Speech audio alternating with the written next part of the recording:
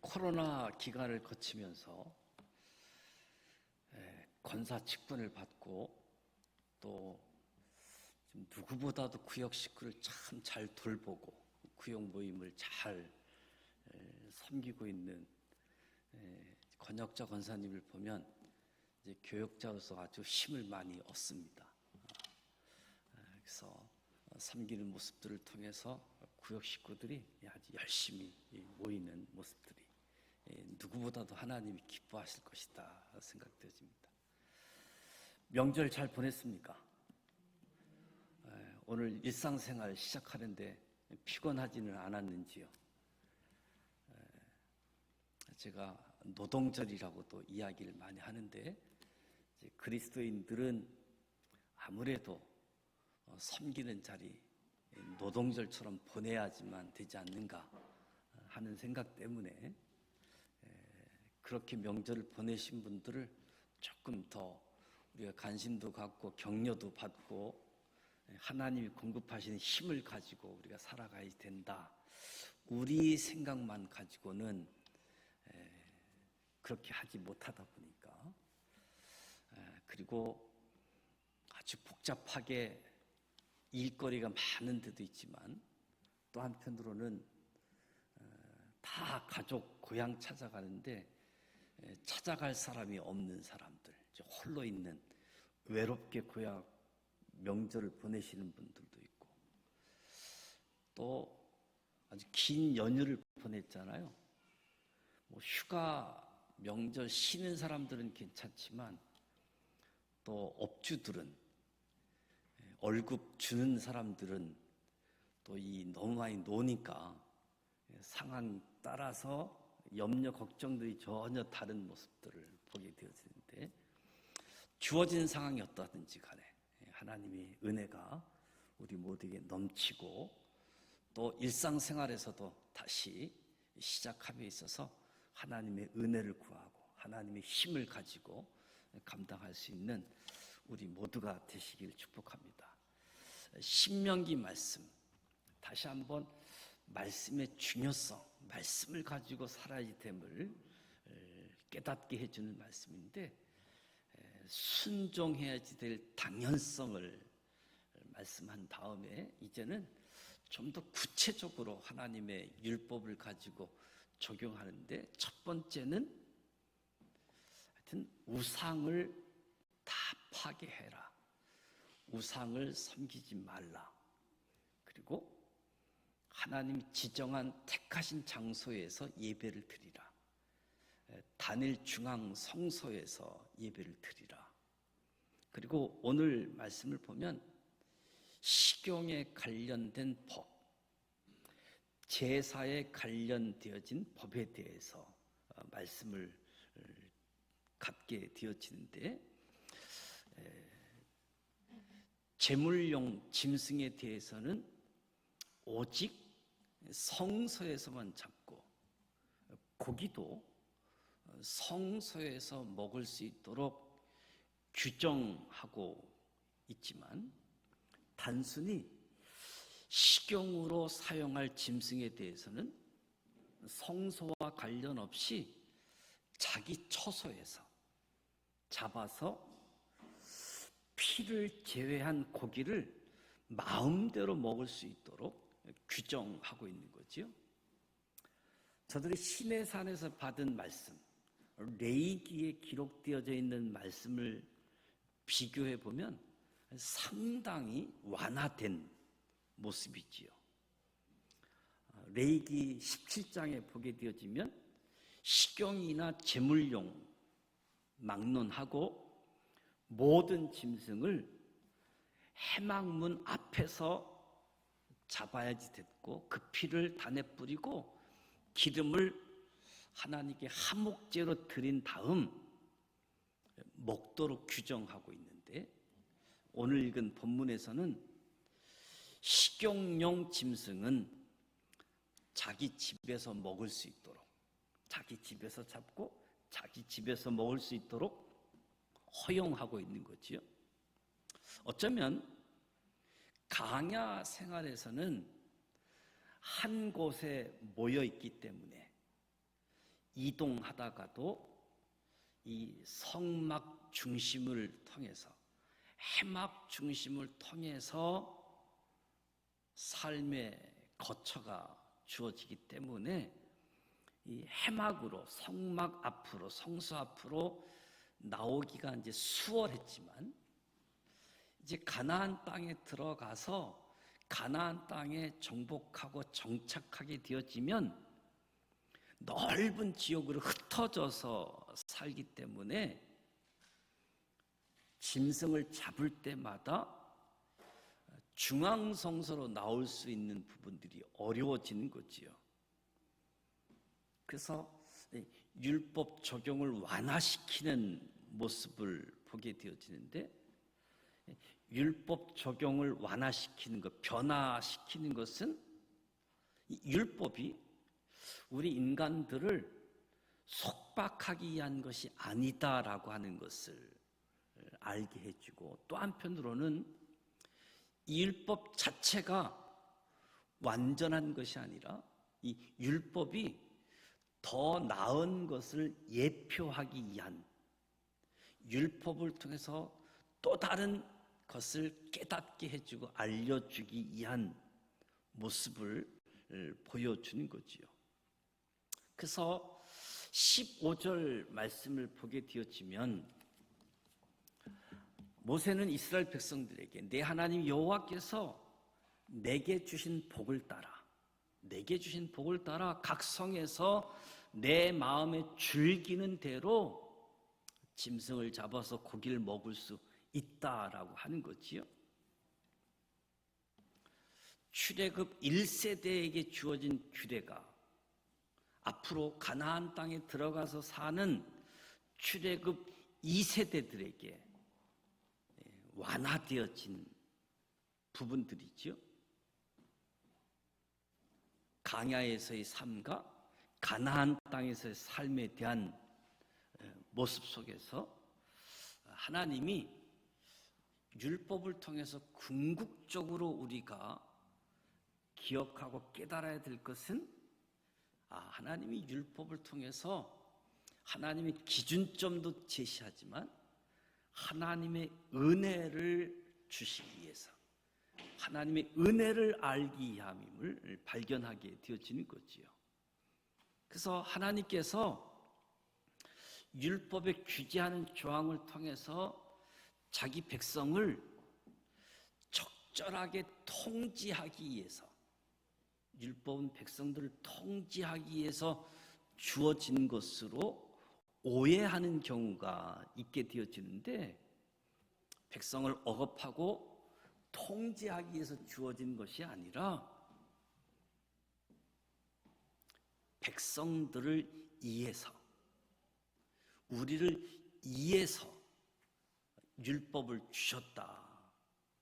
율법이 우리 사람을 이해한 것이라고 하는 것을 우리가 알게 되어지는 거지요. 이 사실을 알면 율법은 하나님께서 자기 백성으로 하여금 율법을 지켜 바른 길을 행하게 하고, 바른 길을 행함으로 복을 받고 더 잘 되게 하기 위해서 율법을 주신 것이다. 그래서 모세는 율법을 가리켜서 하나님께서 이스라엘 자손들을 이해해서 주신 명령이라고. 누구를 위해서? 하나님을 위해서가 아니라 하나님이 택하신 백성들을 위해서 주신 명령이다라고 하는 거지요. 하나님은 자기 백성을 이해하시는 하나님이시다. 자기 백성을 통제하고 괴롭히고 이런 하나님이 아니라 자신이 사랑하는 독생자까지 마다하지 않고 저와 여러분을 위해서 내어주신 분이 하나님이라는 거지요. 그래서 하나님은 율법을 통해서도 진정 사랑의 통치자, 율법을 통해서도 은혜의 주님인 것을 깨닫게 해주는 거지요. 그래서 저와 여러분이 그분의 말씀, 하나님의 말씀에 절대 순종하도록, 하나님을 알기 때문에 그 하나님을 신뢰하고 그 하나님께 순종하는 거지요. 그래서 하나님이 하신 말씀 하나하나가 다 나를 위한 말씀이구나. 나를 위한 말씀이구나. 아직도 말씀이 나를 괴롭히고 나를 힘들게 하고 무거운 짐처럼 여길 수 있을 겁니다. 그러나 하나님이 이 말씀을 적용하는 데 있어서 내가 해석하고 적용하는 것이 아니라 하나님께서 율법의 목적들, 기준점을 제시해주고 또 다른 하나님이 제시해 주시고자 하는 하나의 예표라고 하는 것을 보게 되어지죠. 그래서 하나님의 기준점, 율법을 알고 율법에 순종해서 나를 위해서 주신 말씀, 나에게 유익함이 되어질 수 있기를 주님의 이름으로 축복합니다. 그래서 15절에 내게 주신 복을 따라, 내게 주신 복을 따라 내 마음에 즐기는 대로 가축을 잡아 고기를 먹을 수 있다. 하나님께서 각 사람에게 나눠주시는 복, 특히 물질과 관련해서도 나눠주시는 복이 각기 다르다라고 하는 것을 시사해주고 있는 거죠. 하나님은 어떤 사람에게는 많게, 어떤 사람에게는 적게 주신다는 거예요. 우리가 마태복음 25장의 달란트 비유를 우리가 잘 알고 있는데, 달란트 하면 어떤 은사, 직임 영역으로만 생각할 수 있겠지만, 달란트 비유를 통해서도 재물도 하나님께서 어떤 사람에게는 많게, 어떤 사람에게는 적게. 그래서 이 달란트 비유에서 우리가 주목해야 될 것은 이 달란트 분량이잖아요. 이 달란트 비유를 보게 되어지면 주인 외에 세 사람이 등장하잖아요. 근데 이 세 사람이 등장해서 달란트를 받는데 받은 분량이 각각 달랐습니다. 주인이 세 사람에게 각기 다르게 달란트를 나눠준 거지요.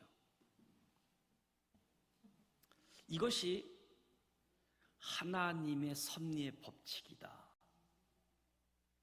공정상식을 이야기할 때 이것이 하나님의 섭리하시는 법칙, 각각 다르게 주셨다는 거예요. 옛날이나 지금이나 앞으로도 이 하나님의 섭리의 법칙은 동일합니다. 각각 다르게 나누어 주는 것, 전적으로 하나님의 주권에 속한 일이다. 하나님의 주권에. 그래서 하나님께서 차별적으로 무엇을 주시는 것에 대해서 이의를 제기할 수 없는 것은 하나님 주권에 속한 일이기 때문에, 누구에게 무엇을 거저 받은 사람은 받은 사람마다 분량의 차이가 난다고 해서 주는 사람에게 이의 제기하고 원망할 수 있지만, 하나님의 주권, 하나님의 섭리 속에서 나누어 주시는 것이다. 기억할 필요가 있는 거지요. 그래서 저와 여러분도 하나님께 무엇이든지 다 거저 받았잖아요. 저와 여러분이 받은 복을 하나님께 감사하고, 하나님께 받은 복을 선용해야지 되는 것이 우리의 자세다라고 이야기할 수 있겠지요. 자세? 그보다 좀 더 강조한다고 하면 의무. 다른 사람과 비교할 것 없이 하나님께서 내게 주신 것에 대해서 감사하고 내게 주어진 것에 대해서 선용해야지 될 것이 우리의 의무다라고 이야기할 수 있겠지요. 그래서 성경은 범사에 감사하는 것이 하나님의 뜻이다 가르쳐 주고 있습니다. 자신을 타인과 비교하는 것처럼 어리석은 노릇은 없다.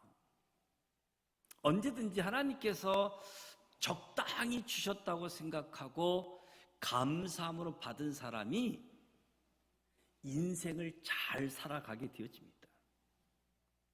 내가 받은 것이 지나치게 부족하다고 생각하는 사람들은 은혜를 모르는 사람이라고 할 수 있겠지요.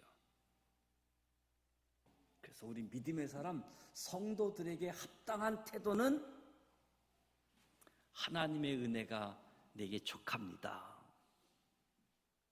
그래야지만 자족하는 마음이 생기고 하나님이 주신 분량 안에서 즐거워하며 살아갈 수 있는 거지요. 하나님의 섭리 속에 우리를 위해서, 나를 위해서 주신 말씀, 그리고 내게 주신 분량 따라 감사함으로 나아가는 저와 여러분이 되시길 축복합니다. 19절 말씀에 보면 너는 삼가 내 땅에 거주하는 동안에 레이인을 저버리지 말지니라. 이스라엘 백성들이 돌보아야 할 대상으로 특별히 레이인을 언급하시는데 왜 레이인을 언급하는가? 이유가 뭔가? 그것은 레이인의 기업, 레이인의 직무와 관련되어져 있는 거지요. 레이인은 가나안 땅에 들어가서도 한 지파로서 기업을 받지 않지요. 생업에 종사하도록 하지 않습니다. 레이 지파. 그 이유는 레이 지파가 하나님 섬기는 일에 전념하라고. 하나님 섬기는 일에 전념함으로써 신앙 공동체로서의 이스라엘의 전체적인 영적인 삶을 돕도록 하기 위해서 12지파 중에 지파들마다 다 땅을, 기업을 분배함에 있어서 오직 레위 지파만 기업을 주지 않고 생업에 종사하지 않고 하나님 섬기는 일에만 전념하라. 강야에서만이 아니라 가나안 땅에 들어가서도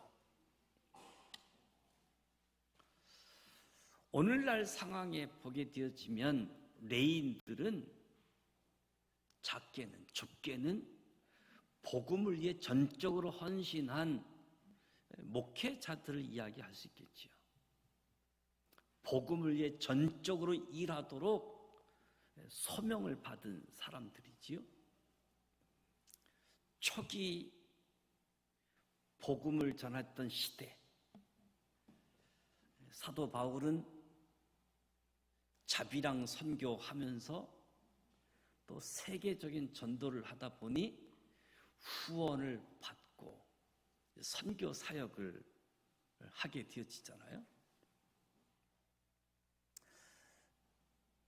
저도 그렇고 이제 일반적인 많은 사람들이 성경을 기준으로 우리가 말씀을 이해하다 보니까 저는 지난번 로마를 방문하면서 아주 커다란 충격을 받게 되어졌는데 그 중에 로마는 우리가 성경적인 지식으로는 바울에 관한 내용들이, 바울의 사역에 대한 내용들이 중심인데, 로마를 방문해 보면 대부분 베드로 이야기로 가득 차 있는 모습을 보게 되어지죠.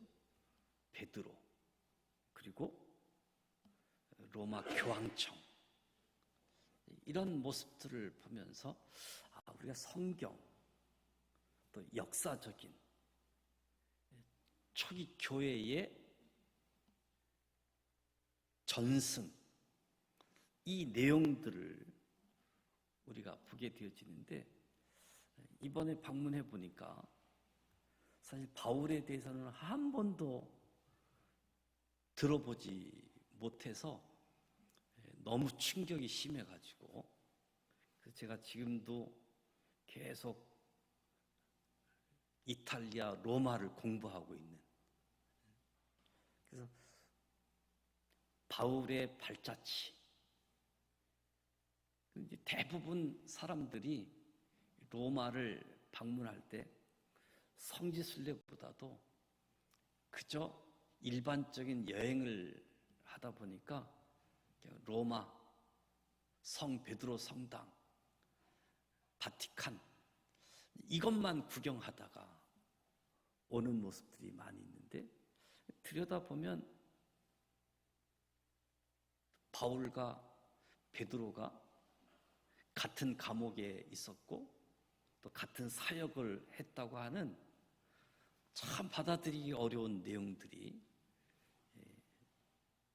전래되어져 오고 있는 모습도 보게 되어지고, 베드로가 부각되어지는 것은 역사적인 상황을 놓고 보면 충분히 이해가 되어지는 부분들인데, 바울의 발자취는 너무 많다 보니까 일일이 쫓아다니기가 어렵다 보니까 베드로는 로마에서만 있으니까 이런 모습들을 보면서, 그래서 바울이 로마 시민권자이기 때문에 상소를 해서 로마로 가게 되어지잖아요. 바울의 꿈은 복음을 전하기 위해서 로마, 그리고 땅끝이라고 하는 스페인, 여기에 대한 늘 꿈을 가지고 로마 교회에다 편지도 보내고, 내가 로마 교회 방문할 텐데 그때 후원을 하게 되어져서 땅끝까지 선교할 수 있도록. 그래서 바울이 로마에 도착하면 2년 동안 셋집에서 구금 생활을 하면서 자유롭게 살아갈 때 주변에 믿는 사람들이 많이 도와주는, 재판을 하는데 2년 동안 유대인의 고발자들에 대한 특별한 부분이 없으니까 바울이 풀려나서 이제 서머나 지역, 땅끝, 이 지역을 다시 한번 순례를 하게 되어지고, 그리고 네로 황제 박해 때 다시 체포되어서 로마로 와가지고 이제 순교를 당하게 되어지는데, 바울은 로마 시민권자이기 때문에 십자가형에 처해지지 않고 이제 목배임을 당해서 순교하게 되어지고, 베드로는 로마 시민권자가 아니기 때문에 이제 십자가형에서 순교하게 되어지는데, 예수님처럼 순교할 수 없다라고 해서 거꾸로 십자가에서 순교하게 되어지는 이런 부분들이 주어지는 모습을 보면서, 우리가 성경뿐만 아니라 어떤 역사 이야기, 문학의 이야기, 전래오는 이야기들을 보면 거기에도 많은 하나님의 섭리, 은혜가 있음을 보게 되어집니다. 바울이 사역을 할 수 있었던 것, 로마에서도 나중에는 누가만 나에게 남았다라고 이야기하잖아요. 그리고 계속해서 선교에 대한 부분을 가지고 나아갔던 모습들. 결국 바울이 선교했지만 바울과 함께 복음을 받아들였고 복음이 전파되어지고 증거되어져야 되는 것을 알았기 때문에 선교를 통해서 함께 하나님의 역사가 이루어져 갔던 거지요. 이스라엘 역사를 돌이켜 볼 때도 백성들이 레위 사람들을 잘 돌보았습니다. 그런데 어느 순간 레위 사람들을 돌보라고 하는 하나님의 명령을 잊고 레위 사람들을 돌보지 않았을 때가 있었는데, 그러니까 그들도 할 수 없이 생활에 종사해야지 됐고 본연의 임무를 수행하지 못함으로 인해서 이스라엘이 영적으로 빈곤 상태에 빠지게 되어지는 거지요. 그래서 히스기야 시대, 수르바벨 시대, 다시 영적인 부흥기가 찾아올 때 가장 먼저 한 일 중에 하나가 레위인들로 하여금 자기 본연의 임무에 충실하게 하도록 레위인들을 돌보는 일이었던 모습을 보게 되어지는 거지요.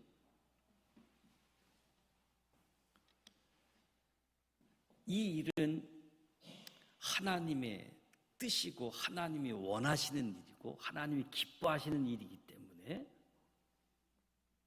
주의 일에 헌신한 사람들, 복음을 위한 일에 헌신한 사람들, 생계를 돌보는 일들, 그래서 생계의 염려를 잊고 자신의 본연의 임무에 충실할 수 있도록 관심을 갖고 그렇게 따라가게 되어지는 일들이 복된 일이다. 한국 교회에 많은 교회가 있지만 그 가운데 많게는 80% 가까운 교회가 어려운 교회지요. 작은 교회. 그러다 보니까 목회자들이 일을 하면서 목회를 하게 되어지는 그런 가정을 겪게 되어지는 거지요. 그런 가정을 통해서 교회가 성도들이 헌신하고 교회가 든든히 서 가면서 하나님 기뻐하시는 일들에 더 집중하는 모습들을 보게 되어집니다. 23절에서 25절 말씀을 보면 피를 먹는 문제, 이스라엘 자손들이 피를 먹어서는 안 된다라고 하는 것을 거듭거듭 강조하고 있습니다. 성도가 관심을 기울이고 힘써 행해야 될 일이 있다라고 한다면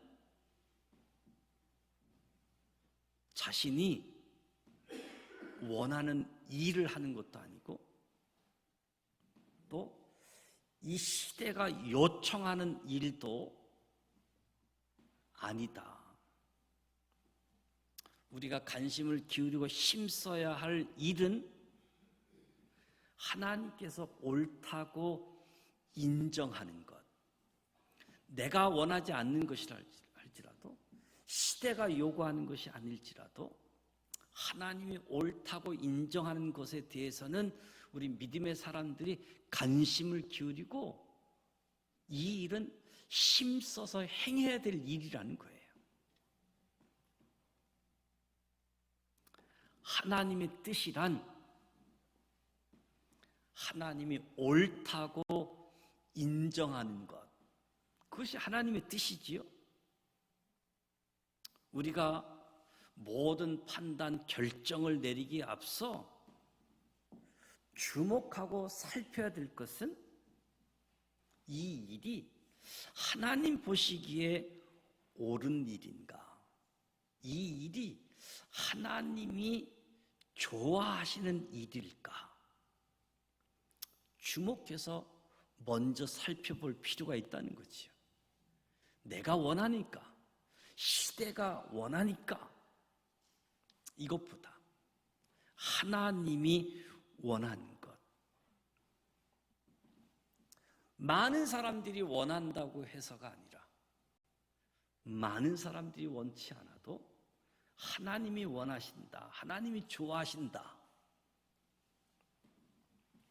그래서 우리는 여론의 촉각을 곤두세우기 전에 믿음의 사람들, 특히 지도자들은 하나님 앞에 무릎을 꿇어야지 되고, 사람들에게 뜻을 묻지 말고 성경 속에서 하나님이 기뻐하시는 것, 하나님 원하는 것을 찾고 그렇게 나아갈 수 있도록, 그렇게 안내할 수 있도록, 그렇게 지도할 수 있도록.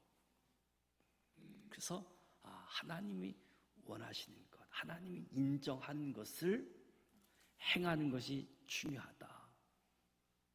많은 믿음의 사람들 중에 다수가 헛되게 시간과 자원을 낭비하는 모습이 있는데, 시간과 자원을 낭비하는 것은 답이 없는 곳에서 답을 찾기 때문에, 답이 없는 곳에서 답을 찾고 노력하다 보니까 시간도 낭비하고 자원도 낭비하게 되어지는 거지요. 하나님이 옳다고 인정하시는 일체의 기준, 내용은 성경 속에 들어있습니다. 성경 속에. 그래서 성경을 읽고 성경을 공부하는 사람들이 인생을 낭비하지 않는 모습을 보게 되어지는 거지요. 성경에서 하나님이 원하시는 것, 하나님의 뜻, 하나님이 옳다고 인정하는 것, 거기에 관심을 가지고 그것에 따라가니까 시간, 자원들을 낭비하지 않게 되어지는 거지요. 그래서 저와 여러분이 성경 말씀을 통해서 하나님이 옳다고 인정하는 것이 무엇인지 분별한 그것을 힘써 행하는 사람들이 되어야 됩니다. 그래서 오늘 저와 여러분이 답이 없는 것에서 답을 찾으려고 시도하지 말고, 오늘 저와 여러분, 답은 성경에 있다. 성경에서 답을 찾고 찾은 답, 그것을 힘써 행할 수 있는 저와 여러분이 되시길 축복합니다. 28절 말씀을 보게 되어지면 하나님께서 명하신 모든 말씀은 이스라엘이 듣고 지키면 자기들은 물론 복을 받을 뿐만 아니라 자손 대대로 복을 받을 것이라고 말씀하고 있습니다. 말씀을 듣고 지키는 사람만이 아니라 자자손손 대대로 복을 받게 되어진다. 일반적으로 사람들은 복이 자기 노력으로 얻어지는 것으로 생각하잖아요. 재능이나 뛰어난 순발력, 처세술, 이런 것이 복을 가져다 준다라고 믿는데, 그래서 그런 것들을 얻기 위해서 애쓰는 모습을 보잖아요. 그런데 성경을 보면 그런 인간적인 방법으로 복이 얻어지는 것이라고 가르치지 않지요. 성경은 복을 받는 간권을 하나님과의 관계에서 찾습니다. 하나님과의 관계가 어떠하냐에 따라서 복을 받느냐, 복을 받지 못하느냐. 하나님이 아신 바 되는, 하나님께 인정을 받는, 이것이 복을 받는 강권이라고 이야기하는 거지요. 그래서 저와 여러분이 하나님과 바른 관계를 유지하지 아니하고서는 모든 인간적인 조건이 완벽하게 갖추어졌어도 복을 받아 누리지 못한다. 생각해 보십시오. 모든 복의 근원이 어디 있습니까? 하나님께 있지 않습니까? 그런데 하나님과 관계를 바르게 맺지 아니하고 어떻게 복을 누릴 수 있겠는가? 하나님과의 바른 관계. 그러면 어떻게 해야만 바른 관계를 가질 수 있는가? 하나님의 모든 말씀을 듣고 지키는 것이다. 저와 여러분이 하나님의 말씀을 청종할 때 하나님과 바른 관계를 유지할 수 있고 하나님께 인정받을 수 있고 하나님으로부터 복을 받아 그 복을 누릴 수 있다는 거지요. 그래서 시편 1편 우리가 잘 알고 있는 말씀, 복 있는 자는, 복 있는 사람은 여호와의 율법을 즐거워하며 그 율법을 주야로 묵상하는 사람들이다. 시편 119편 말씀을 보면 여호와의 증거를 지키고 전심으로 여호와를 구하는 자가 복이 있다. 시편 128편 여호와를 경외하며 그 도에 행하는 자마다 복이 있다.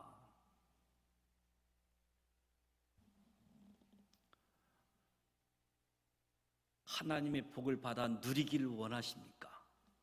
저와 여러분이 하나님 말씀에 청종하십시다. 하나님 말씀에 청종함으로 하나님과 바른 관계를 유지하게 되어질 때 하나님은 저와 여러분이 생각하지도 못했던 놀라운 복을 주시고 이 복을 누리게 하신다는 겁니다. 오늘 말씀을 통해서 하나님이 내게 주신 분량 안에서 많으면 많은 곳에서 작으면 작은 곳에서 그 분량 안에서 즐거워하는 것이 마땅하다. 하나님께서 하나님의 섭리 가운데 구별하신 것은 우리 개인을 위한 소유가 아니기 때문에 많든 적든 하나님의 뜻에 쫓아서 쓰도록 하고 각자 하나님께 부여받은 사명, 임무에 최선을 다해야지 되는 거지요. 무엇보다 저와 여러분이 하나님께 인정받는 사람이 되도록 노력하는,